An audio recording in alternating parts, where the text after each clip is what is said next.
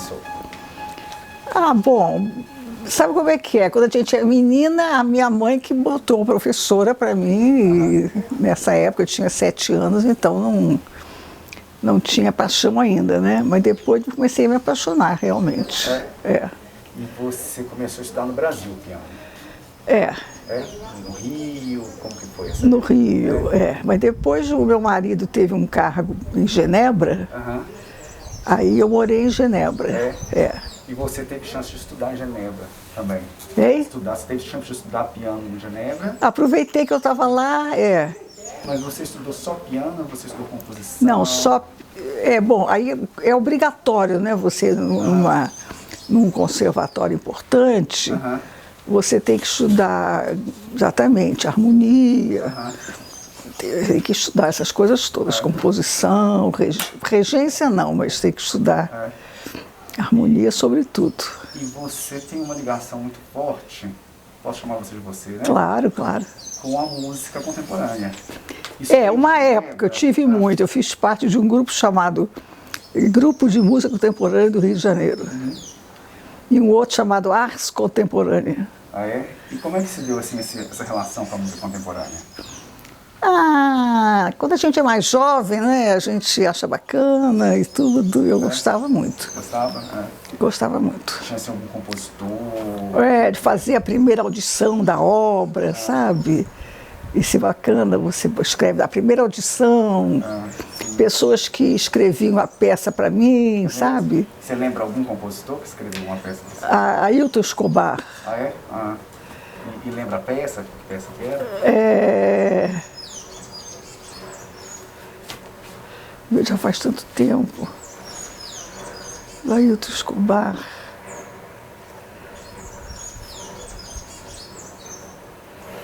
Não sei se era Assembly, não lembro, mas foi assim, quer dizer, eu gostava muito.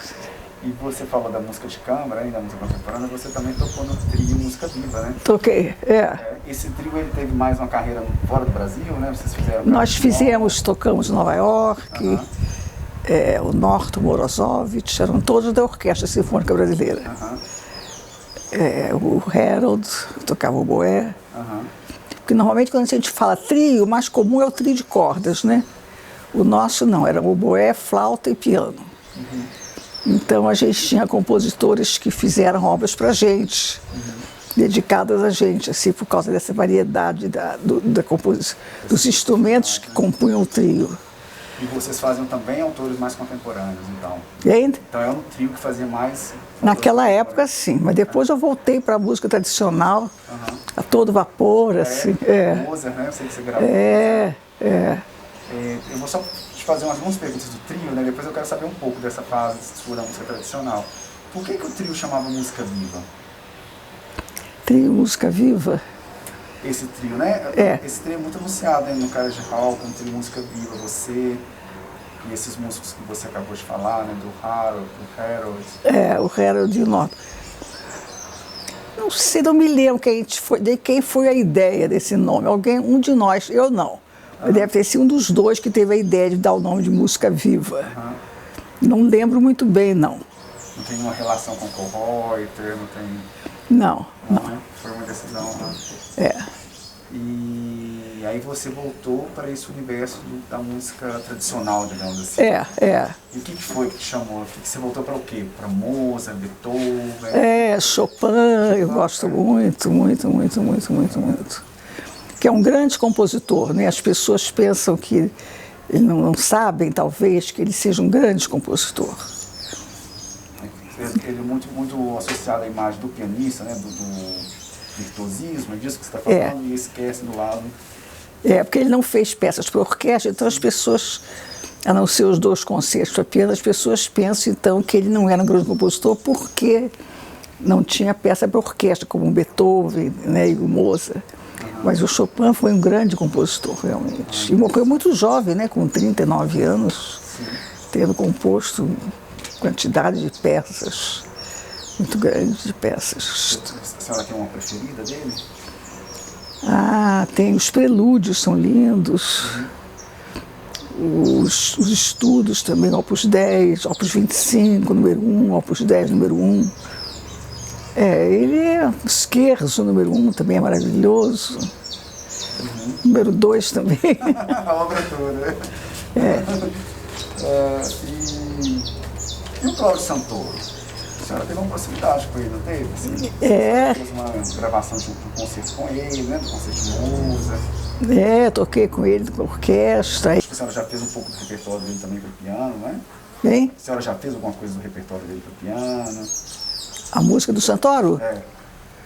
Se eu já fiz esse ano? Não, se já fez, se a senhora já tocou. Já toquei sim, eu toquei. Eu acho que foi uma obra que ele dedicou a mim, a um trio que eu fazia parte. Ele era muito interessante, uma pessoa, muita criatividade, muito. Ele tem uma produção grande para o piano. Tinha. E a senhora, né, tocou um pouco dele. E o piano brasileiro, assim, a senhora tem alguma coisa, alguma referência? Ela falou do Chopin, do repertório tradicional. Mas e dos compositores que compõem para o piano brasileiro? Os autores brasileiros? Os brasileiros. A senhora tem alguma particularidade, algum que te interessa, algum que a senhora trabalhou mais? Tem o Francisco Mignone, o próprio Ailton Escobar,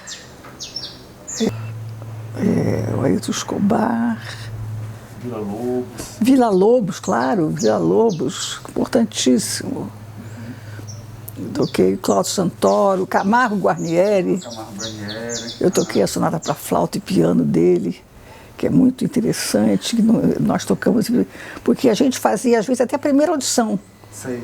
Apesar do cara ser brasileiro, ser vivo, fizemos o que a gente chama de primeira audição mundial, como ninguém tinha feito. Sonata para Camargo Guarnieri para flauta e piano.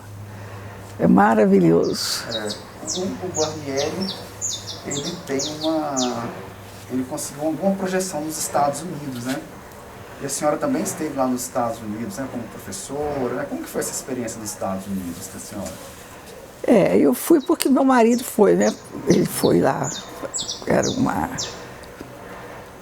ele foi como economista, educação. Foi muito bom lá. O que eu fiz? Eu participei de grupos, toquei lá no conservatório. A senhora deu aula lá também? Dei aulas, E como que era esse universo lá dos Estados Unidos em relação ao Brasil? Como que a senhora achou do universo musical dos Estados Unidos? Muito interessante, interessante. A senhora tem alguma referência assim, de algum compositor, não sei, Henry Cowell, alguma coisa que ficou na memória desse tempo que a senhora teve naquele universo nos Estados Unidos? Que já faz tempo, né? Tem que se lembrar das coisas. Eu imagino. Mas foi uma experiência longa lá, né? Não foi. Muito tempo, né? Foi em Washington? Foi em Washington, isso é que foi muito bom, porque Washington, né, é uma cidade muito grande, muito cheia de orquestra muito boa. Eu ia muito à orquestra, era sócia da orquestra, tinha concerto toda semana. E a gente morava longe, né? Às vezes tinha que voltar de noite, tarde da noite, no frio, no inverno, mas mesmo assim a gente ia. E é um país que tem alguma abertura para a música brasileira? A senhora viu música brasileira nos Estados Unidos naquele momento que a senhora estava lá? Esses autores que a gente falou, né? Para Camargo Guarnieri, Villa-Lobos. Villa-Lobos sempre tem muita audição, quer dizer, tem muita presença dos Estados Unidos, Villa-Lobos. E Camargo Guarnieri menos. Sei. E depois de lá, a senhora teve outra experiência internacional? Não? Foi Estados Unidos, Genebra, que mais? Só Estados Unidos e Genebra, E no Brasil, como que é o Brasil, assim, para quem toca piano? Como que foi essa experiência, dessa trajetória da senhora? Porque a senhora ficou no Rio, ficou um pouco aqui, acho que a senhora esteve em Brasília também? Moramos em Brasília também, moramos. Como é que foi esse trajeto, né? Como é que é tocar piano no Brasil? Como é que é essa... Brasília estava muito no começo dessa parte, né? Brasília foi assim um começo para lá, né? Não tinha muita coisa ainda. O São Paulo é que é muito adiantado em matéria de música, né? Muito, em tudo. Eu sempre brinco que eu sou uma carioca que não tem ciúme de São Paulo. Não tem, mas eu reconheço que São Paulo é mais do que o Rio em tudo, não é em beleza. Porque o Rio não dá para passar a beleza das praias, da montanha, né? Do Corcovado, do Pão de Açúcar.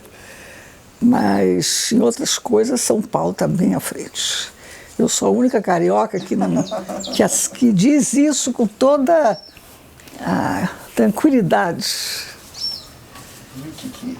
Qual que é? A senhora tem uma lembrança, uma memória, né? Porque se da música que a senhora quer falar, né? Algum momento que ficou, né? Nessa carreira, nessas experiências que a senhora teve como professora, né? A senhora foi professora, tocou piano, acompanhou o marido da senhora, né? O que a senhora, né? O que eu tenho assim de mais de lembrança foi que quando eu toquei como solista do Eleazar de Carvalho. Ah, é?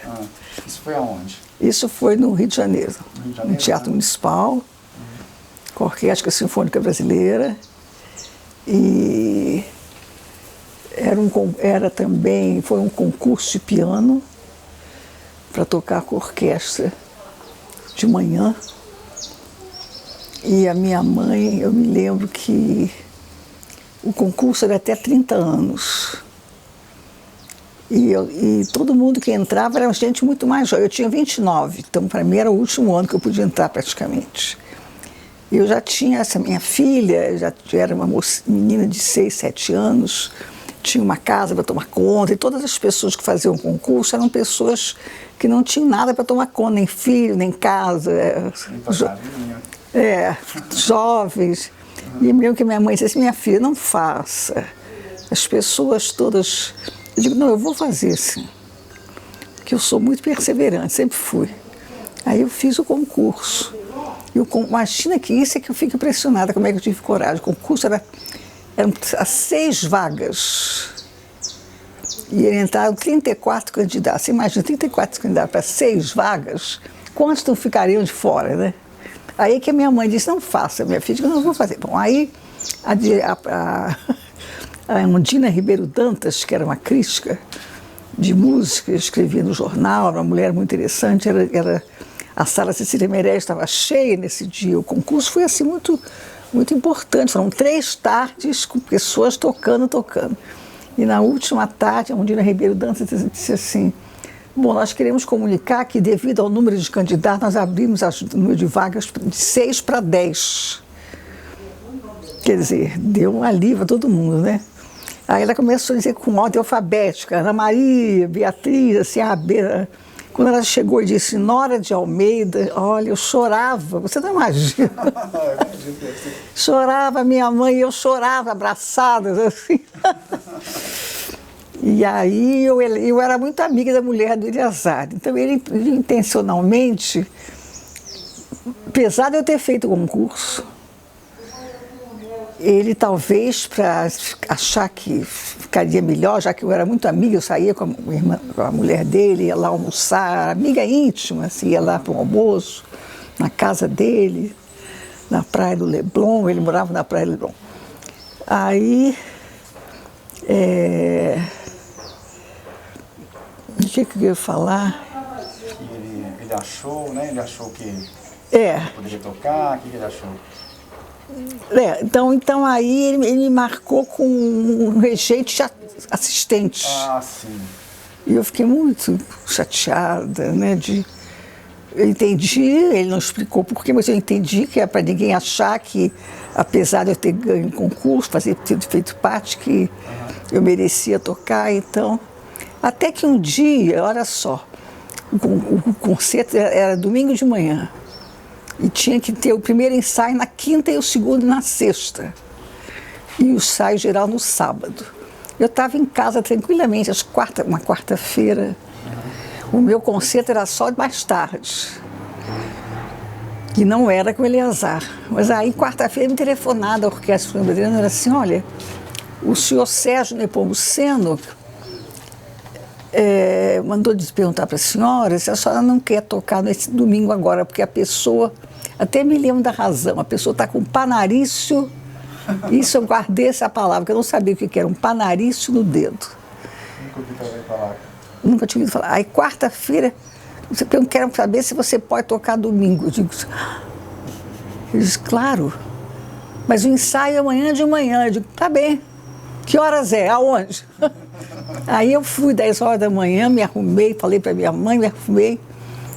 E aí, quando eu cheguei para Eleazar, eu disse, mas Eleazar, meu santo é forte, hein? Eu disse para ele, meu santo é forte. E a senhora lembra? E ele riu, hein? A senhora tocou? Toquei. O que foi que a senhora tocou nessa ocasião? Que música foi? Que concerto foi? Um concerto de Mozart. As Mozart? De manhã, tinha sala cheia. O Mozart também está aí na sua vida, né? Assim, tem vários momentos com o Mozart. Gosta de Mozart? Gosto muito. Depois eu toquei um concerto de Beethoven também. Aí eu toquei com Cláudio Santoro, regente, que também é compositor. Mas esse foi, assim, maravilhoso. O teatro estava cheio. Tocou em Brasília? No Rio. No Rio também? No Rio. O concurso foi no Rio, né? Mas quando eu morei em Brasília, toquei em Brasília, Sim. Quando eu morei lá, toquei lá. E a senhora falou que a senhora é perseverante? Sou. Tem que ser, para ser pianista, precisa ser perseverante? Tem que ser? Eu acho que tem, sim. Sabe por quê? Porque tem que praticamente estudar todo dia. Para qualquer outra profissão, você pode fazer segunda e terça, não faz quarta e quinta, não é? Você pode... No piano você tem que ser muito compassadamente, assim, não é? Homeopaticamente, né? E tem que ter a técnica, tem que fortalecer o quinto dedo. Tem várias técnicas, assim. Você tem que abrir aqui. Eu ficava fazendo assim, ó. Para poder abrir, tem que ter isso aqui aberto, tem que ter isso aqui forte. Ficava fazendo assim, pac, pac, pac. Hoje eu ia. O polegar não pode ser juntinho, o polegar tem que ser aberto, por causa da oitava. Ficava fazendo assim. Então, tem eu estudei no curso da Madalena Talhaferro, uma professora brasileira que depois morou na França, que você fazia 1 hora de exercício fora do piano. É mesmo? Por exemplo, para abrir aqui o polegar, fazia assim, fazia umas coisas assim para poder ter essa, fazer isso, fazia umas coisas assim, tchac, para poder ter o acorde forte, fazia assim. Então tem 1 hora de exercício assim, fora do piano, para você ter uma técnica que precisa na hora, né? Que ninguém está sabendo o que você faz antes, mas tem que ter umas assim. Tem uma assim também que você tem que ir correndo lá para o agudo, você tem que fazer assim, pá, pá. Depois você tem que fazer assim, tá. Depois você tem que fazer assim, tá. Então tem muita coisa. Tem até, olha, tem um exercício de ombro para você começar a relaxar. Tem que relaxar muito, fazer isso assim. Então tem que ter muito exercício. Sim. Vendo você falar assim, eu tive a impressão que você também gosta de dar aula, a impressão minha. Se eu gosto de dar aula? Que você falou de uma maneira explicativa, eu imaginei você dando aula, como é que eu você gosto, sim. Com os alunos, você passar essa experiência toda que você já teve para alguém que não sabe, como que foi?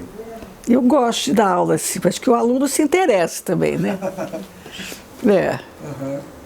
Mas mesmo eu gosto de dar aula mesmo para garoto mais menino, sabe? Eu tinha um aluninho de 8 anos.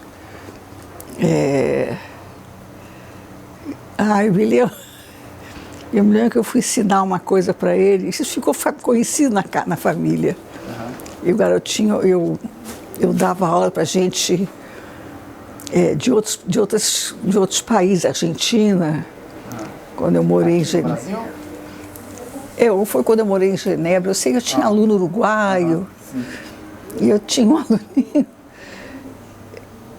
sabe que a criança às vezes troca as sílabas. Eu disse, o que você achou, Felipe? Que está bem assim? Ele virou assim, é difícil. Ele queria dizer, é difícil, mas ele disse, é difícil. Isso ficou famoso na família. Quando ele disse esse difícil, eu não esperava.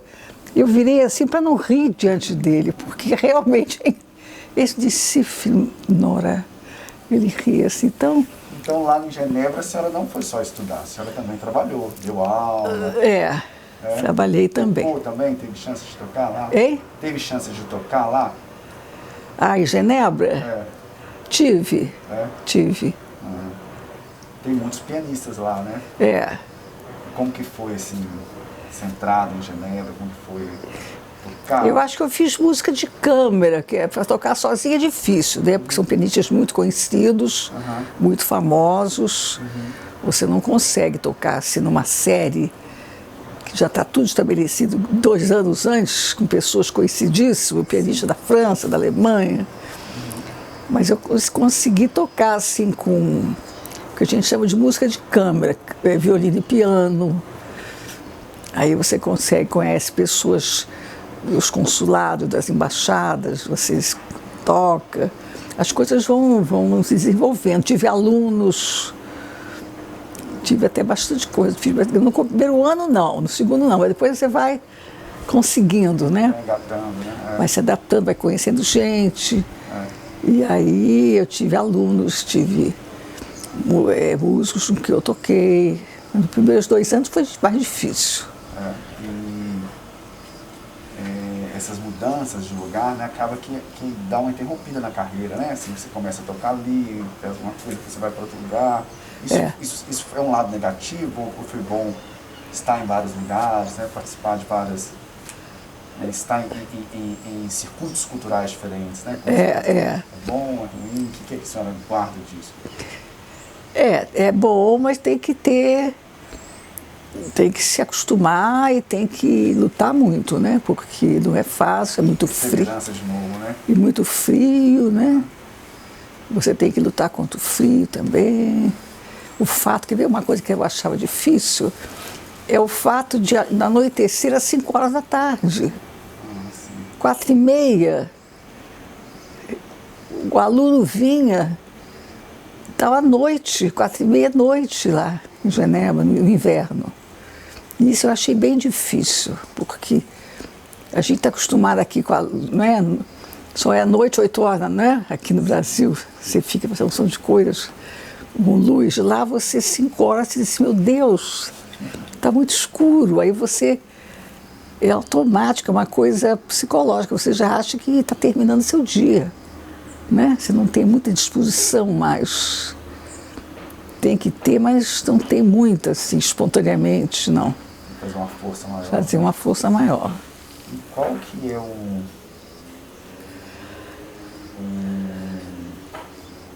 a dica, né, que a senhora daria hoje para os novos pianistas? Para os novos pianistas, né? Que dica que a senhora daria? Né, que eu gosto, pianistas que eu gosto? Os novos pianistas, né? O que a senhora falaria para esses novos pianistas que estão começando piano hoje, que estão descobrindo o piano? O que eu falaria? Se tornar pianistas, né? A senhora já deu algumas dicas, né? Tem que ser perseverante, tem que estudar muito, mas o que mais? O que mais que um pianista precisa? Precisa gostar muito, não é? Primeiro de tudo, muito, muito, muito, muito. E precisa também aprender a abrir mão de muita coisa. Sacrificar, né? Sacrificar, sem achar muito ruim, né? Sabendo que está se sacrificando, mas sem achar muito ruim. Precisa abrir mão de muita coisa da vida, de que gostaria, de ir ao cinema de tarde, de passear à tarde, quando na realidade você tinha que estudar. Então tem que ter uma disciplina, eu uso essa expressão, uma disciplina férrea, de ferro, porque senão você não consegue. Se você não tiver o temperamento de ter uma disciplina, se for uma pessoa muito badalada, assim, aí é difícil. Tem que ter esse temperamento. E o que foi que a senhora sacrificou? Né? O que foi mais difícil de sacrificar, né, para alcançar essa maestria, né, do piano? Foi mais difícil? nesses anos todos?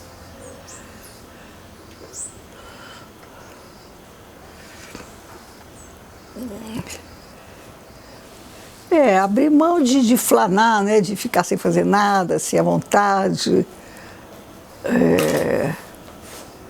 Um pouco isso, abrir mão disso, isso é difícil. Mas depois a gente se acostuma. Mas é difícil. Imagina. Imagina, eu sei, né? O problema da música é que é sempre muita coisa, né? Pra gente descobrir, né? Você falou de Chopin.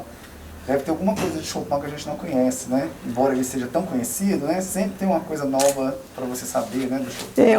Uma vez eu fiquei conhecendo o bolero de Chopin. Falei, gente... Nunca ouvi falar. Bolero de Chopin, não acredito que ele tenha feito uma composição chamada de bolero. Porque a gente, bolero é aquela coisa, né? Aquele toque, toque, toque, toque. Eu me lembro, a minha irmã era assim muito tímida no tempo que se dançava lá no Rio, assim, em festa. Tocaram um bolero, ela chegou para vocês assim, porque ou você faz dois, ela disse assim, de um ou de dois, porque ou ela fazia para cá, tão, ou fazia fazia dois para cá, dois para lá. Então ela ficou dizendo para o cara assim, de um ou de dois? O cara disse, o que você quer dizer com isso? E o Ravel? A senhora falou do bolero, né? A senhora gosta do Ravel? Gosto muito. O de piano é muito... Ai, maravilhoso. Eu conheci dois pianistas brasileiros que muito impressionaram. Um foi o Jacques Klein, né? O Jacques Klein, ele tem o primeiro prêmio, no concurso um dos 3 concursos mais importantes da Europa, o concurso de Genebra. Eu sempre gosto de falar isso, porque às vezes as pessoas não sabem. Eram 114 candidatos. Sei. E eram 3 provas. A eliminatória, que a não ser que a pessoa já tenha feito algum outro concurso e tenha sido um dos finalistas, ela não precisa fazer a eliminatória. Mas quando a pessoa nunca fez, ele fez a eliminatória, depois ele fez a semifinal, aí sobram 10 pessoas. Nossa. Aí ele tirou o primeiro lugar. Bacana, né? Muito. E depois eu me lembro, quando ele tocou a primeira vez, depois que ele ficou em Genebra, o Juscelino Kubitschek era presidente, estava na frisa presidencial, o teatro, assim, a cunha, cheíssimo.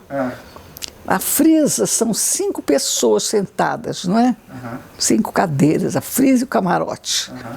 Mas aí, num dia assim, eles ficam 5 sentados e ficam mais 5 em pé. Em cada frisa tem pessoas em pé, assim, camarote também. Mas aí, para sentar no chão, eu ficava logo lá na frente para poder ver. Eu gosto de ver sempre muito perto da pessoa. Tem gente que gosta de ver de longe, porque diz que vê, sei lá, o braço. Eu gosto de ver a pessoa o mais perto possível. Mas a senhora quer ver o que quando está vendo perto? Quer ver ele tocando, quer ver a técnica dele? Como é que ele põe o pé do pedal, ver tudo, ver o cotovelo, o dedo, como é que faz. Então eu sentei ele na frente, o Nelson Freire também, foi espetacular.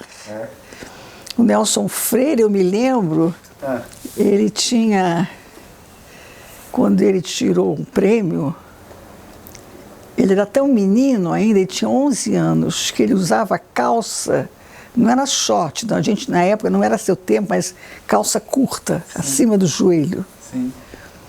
E eu me lembro como se fosse ontem, o municipal inteiro em pé, quando ele tocou um concerto dificílimo, de concerto de Imperador, de Beethoven. Todo mundo em pé.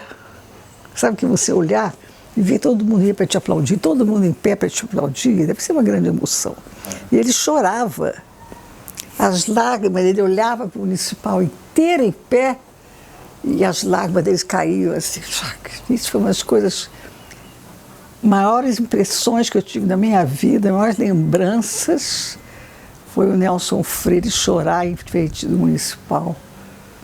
Todo mundo em pé. Foi eu dar os parabéns a ele. Um amor, uma gracinha, ele tocando. Formidável. Ele é um grande pianista mesmo. Depois ele foi para a Europa. Né? E isso estimula a tocar melhor, né? Quando você tem essa lembrança de ter visto ele, né?